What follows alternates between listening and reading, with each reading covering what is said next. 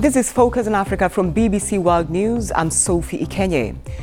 A mixed legacy. The world remembers Robert Mugabe, the former president of Zimbabwe, after he died at the age of 95.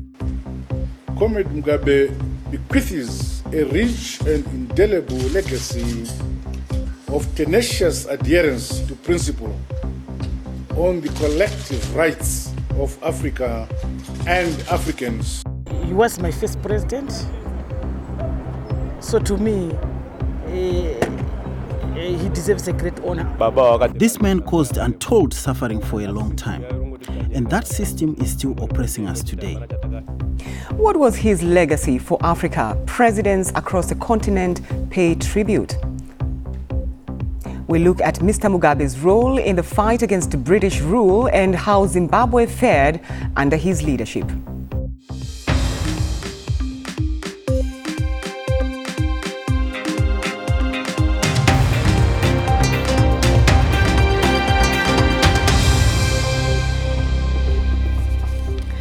Thanks for joining us on Focus on Africa from BBC World News. Tributes and condemnation. The world has been reacting to the death of Zimbabwe's former president Robert Mugabe at the age of 95.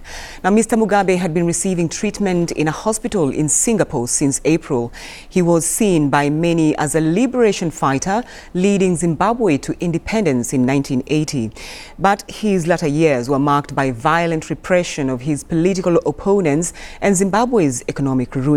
He was ousted in a military coup in 2017 after 37 years in power. Well, Zimbabwe's current president, Emmerson Mnangagwa, gave this statement a short time ago. The death early this morning in Singapore of the founder of our nation and iconic leader of our struggle for national liberation, Comrade Robert Mugabe, leaves a big void in our nation. A veteran nationalist and a dogged Pan-Africanist fighter, Comrade Mugabe bequeaths a rich and indelible legacy of tenacious adherence to principle on the collective rights of Africa and Africans in general, and in particular, the rights of the people of Zimbabwe, for whom he gave his all to help free. Well, leaders from across the continent have been paying their own tributes. DR Congo's former president Joseph Kabila says, "We will forever remember the worthy son of Africa who came to our rescue when our country was victim of a foreign aggressor." The continent has lost one of its Pan-African leaders, a hero of independence. President Muhammadu Buhari of Nigeria says Mugabe was the founding father of a nation. He fought for the independence of the country from colonial rule and lived most of his life in public service. Tanzania's President John Magufuli, on his part, says Africa loses a brave, determined leader, an Africanist who turned the rejection of colonization into action. May God let his soul rest in peace. And South Africa's President Cyril Ramaphosa says under President Mugabe's leadership, Zimbabwe's sustained and valiant struggle against colonialism inspired our own struggle against apartheid and built in us the hope that one day South Africa too would be free. Well, Mr. Mugabe was the world's oldest head of state before his dramatic exit from power 2 years ago. The BBC's Shingai Nyoka looks back at his life. He was once Zimbabwe's liberator, leading a war against white minority rule. But by the end, the adulation President Robert Mugabe once enjoyed was gone. He cemented his power, winning overwhelmingly at elections in 1980. As leader of a new nation, he set about creating a better country than the one he inherited. And for a while, he succeeded. There can never be any return to the state of armed conflict which existed before our commitment to peace and the democratic process of election under the Lancaster House Agreement. Surely, this is now time to beat our swords into plowshares.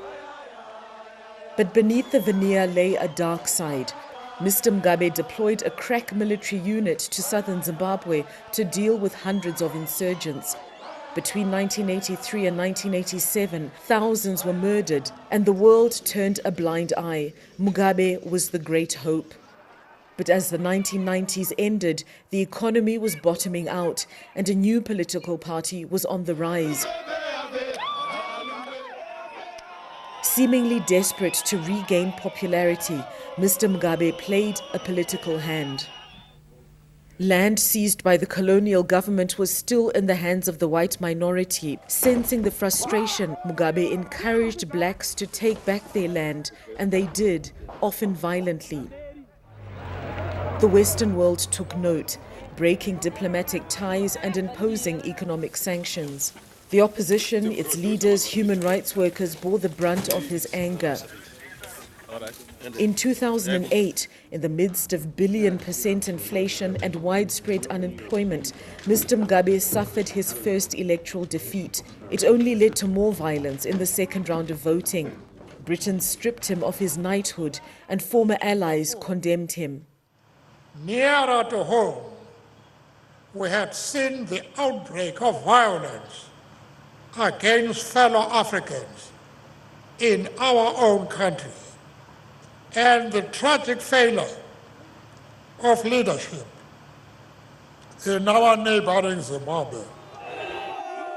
But he remained a cult-like figure among many Africans for daring to challenge Western political dominance on the world's affairs.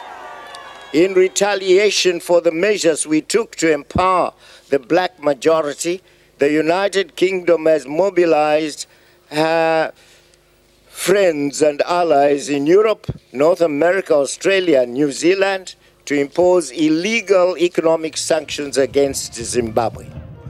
But within his own party, discontent was rising. Many believed he had overstayed and needed to hand over power. His second wife, Grace Mugabe, 40 years his junior, seemed to be gaining power, and she began accusing then Vice President Emmerson Mnangagwa of trying to oust them. Mr. Mugabe finally fired his longtime aide, accusing him of trying to topple him. Mr. Mnangagwa, with the help of the military, mounted a comeback, posting soldiers on the streets and placing Mr. Mugabe under house arrest. Tens of thousands of Zimbabweans marched, calling on him to step down. And after the threat of impeachment, he resigned. In his last years, Mr. Mugabe had retreated to the seclusion of his mansion. Many will remember him as a gifted orator and visionary who liberated Zimbabwe, but later returned her to the shackles of oppression. And we can cross live now to speak to Shingai in Harare. It's been quite a day for you there in Zimbabwe as the country woke up to this news, Shingai. And they did, and it wasn't what people were expecting to hear today, despite the fact that he has been in Singapore for many months receiving medical treatment. Many people are reflecting on his legacy. President Emmerson Mnangagwa has in fact declared days of mourning until his remains arrive back in Zimbabwe and are buried. So I've been speaking to many Zimbabweans who've been reflecting about his legacy, and this is what they had to say. The poverty that is in Zimbabwe right now didn't come because of Mugabe. No. The poverty that is in Zimbabwe came because of the whites. In 1 minute, okay. The whites, when we took over our land, the whites brought poverty upon Zimbabwe. So Mugabe was right. This man caused untold suffering for a long time, and that system is still oppressing us today. We achieved nothing when he left. We are harassed here, and this is something he created. You know, he had that vision. Because of age, he lost his ability, indeed. You know, at first instance, during the struggle, when we got independence, his first phase in office, we were good. He was one of the liberators. Like myself, he was my first president. So to me, he deserves a great honor as well. And so these are some of the comments that we've been hearing on the streets, confirming just how conflicted Zimbabweans are when it comes to President Robert Mugabe's legacy. And one of his key critics was a member of the opposition, Tendai Biti. He was a former finance minister, but served in a coalition government with Robert Mugabe as minister, and previously he referred to him as a dictator, but this is what he had to say about former President Robert Mugabe. Robert Mugabe was the product of a certain era, an era that confronted the colonial regime, powder for powder, blow for blow. So violence came naturally to him. So his legacy shouldn't be detracted by the fact that there were atrocities, commissions and omissions committed. I think today we must mourn Robert Mugabe and pass condolences to his wife and his children, and thank him for leading the battle against colonialism and for the emancipation of Zimbabwe, leading to its independence on the 18th of April 1980. I was tortured by Robert Mugabe in 2008. Many Zimbabweans were killed during Gukurahundi, but I think that I don't feel bitterness. I feel indebtedness. I feel gratitude to the work he did in liberating our country. And so there you hear former President Robert Mugabe had his admirers, but he also had his critics. And I'm sure there'll be many more discussions in the days ahead about what exactly his impact was on Zimbabwe. Back to you, Sophie. All right, Shinga Inyoka for us there in Harare. Thank you. Well, Zimbabwe officially gained independence from British rule in 1980, but the road to that independence was rocky. Simbi Mubako was a liberation fighter alongside Robert Mugabe and became the first Minister of Justice and Constitutional Affairs in independent Zimbabwe. I asked him how he will remember Mr. Mugabe. He was a very likable man, very friendly to work with, and one who was very consistent. Once he had made up his mind about something, you could depend on him. He's not the kind of person who could betray you or the followers of the struggle. Today's news has received quite some mixed reaction. For example, we have one here from the UK which says there will be mixed emotions in Zimbabwe at today's news. We, of course, express our condolences to those who mourn, but know that for many, he was a barrier to a better future. What do you make of that? Well, there's bound to be those kind of reactions. Obviously, when a man leads a country for nearly 40 years, as Mugabe did, we are likely to make some enemies, and here and there. But overall, everybody, even those in the opposition, agree that we have lost a great man. For us, a great tree has fallen. Well, there are those who would argue that he left the country in shambles, really, economically, despite the fact that he did some good in some areas, health and education, for instance. What would you say to that? Again, I would agree with that. I was one of those who, in the end, demonstrated that he should quit, and had many criticisms with him. But when you look at his life as a whole, he was the man who brought us independence. Let's talk a bit about the Lancaster Agreement. And you were part of, I think, the legal team that helped craft the constitution of an independent Zimbabwe. Were you happy with the results of that? And what went wrong at some point? We knew that provided we could attain independence, the rest we could live with. And we didn't, for example, agree with what we got with regard to land. The land resettlement program in the Constitution was not the best that we wanted. But we had to compromise, and we did. From our point of view, the agreement was such that we could attain independence and genuine independence. Mr. Mabuko, how would you describe, I'm curious about your thoughts about the current Zimbabwe and the situation it is in at the moment. Is the Zimbabwe of today what you had envisioned when you were fighting for liberation? Not entirely. We certainly did not think that after 40 years the country would be in this kind of state. We envisaged that by this time we should be a very prosperous country, but obviously that was not to be. This is Focus on Africa from BBC World News. Still to come, public persona, private man. We find out what it was like to know Robert Mugabe. I'm Sophie Ikenye and you're watching Focus on Africa from BBC World News. African leaders have been paying tribute to the former president of Zimbabwe, Robert Mugabe, who has died at the age of 95. And the current president, Emmerson Mnangagwa, who replaced Mr. Mugabe after a coup, called him a Pan-Africanist who had dedicated his life to the emancipation of his people. Now, for many, Mr. Mugabe was seen as a liberator and a Pan-Africanist who helped lead the country from colonial rule. Although he elicited mixed reaction in the West, often caught in controversy, he was, in many corners of Africa, considered an elderly statesman.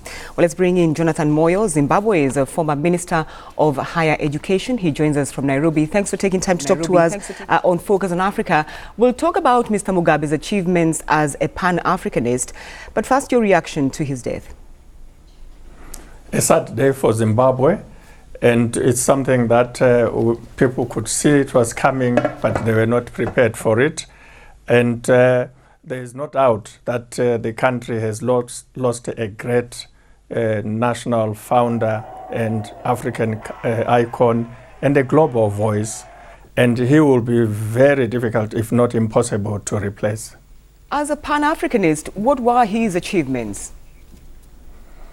Well, he spoke for Africa, but he did so more practically by forging with the late Vice President of Zimbabwe, Joshua Nkomo, a nation built on unity, built on values of nationalism, which are the roots of Pan-Africanism, and above all, built on education, empowering the population with education and with the most important asset, which is land, which was the major, if not number one, grievance of the independence struggle. Now, all of today, we've seen mixed reactions from various people across the world. You knew him personally. Did he have any regrets whatsoever? There can be no doubt that a towering figure like him would have been very aware of the impact of his leadership and the impact of the issues of the day that divided people, and which he would have handled differently. But remember, he was not a one-man system. He was a leader who was part of a system, and that system not only shaped him, but also had great impact on the country, and enforcers of that system did a lot of things in his name, a lot of bad things in his name.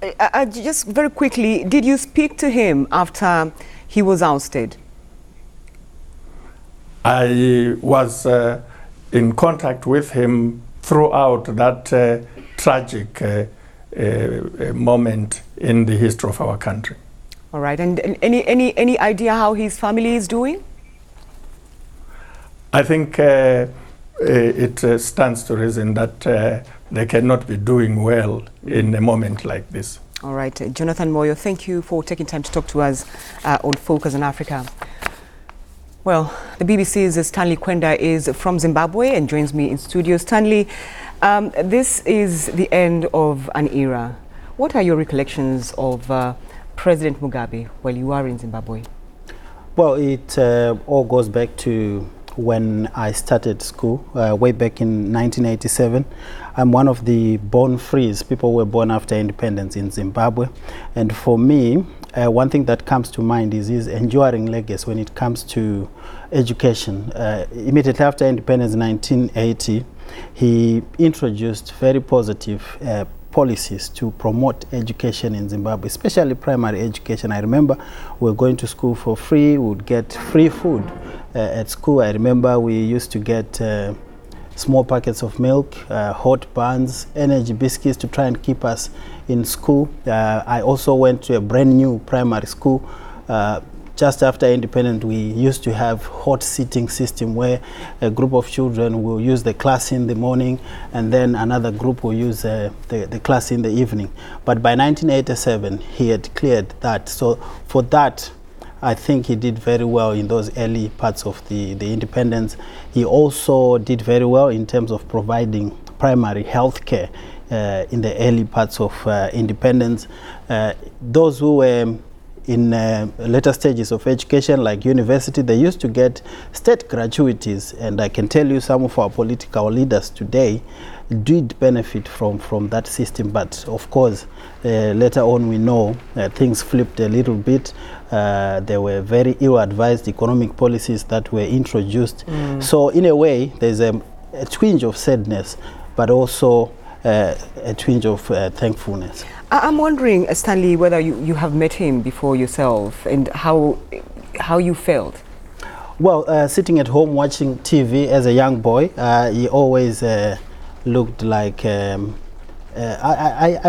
revered him. I really respected him.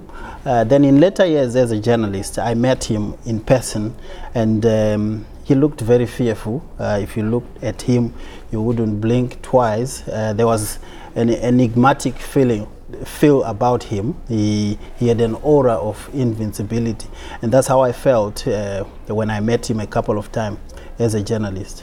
Very quickly, Stanley, how will his death change the politics of Zimbabwe, if at all? It's one thing we are looking forward to seeing at his funeral, because I think a lot of political games will play out at that funeral. We've heard of how he expressed his wish and how he wants people to say goodbye to him. At the moment, the president has announced that he has been declared national hero, but we know that there's been some expression of his wishes, who he wants to see at his funeral and how he wants to be buried. So it will be interesting days ahead. All right, Stanley Kwenda, thank you. And now we leave you with some of the most memorable words from Mr. Mugabe himself. Thank you for watching. I urge you, whether you are black or white, to join me in a new pledge to forget our grim past, forgive others and forget, join hands in a new amity, and together as Zimbabweans trample upon racialism, tribalism and regionalism. What can the British government teach us at all about democracy? We learned colonial oppression from them. Let them keep their loud mouths shut. Never, never, never surrender. Zimbabwe is mine.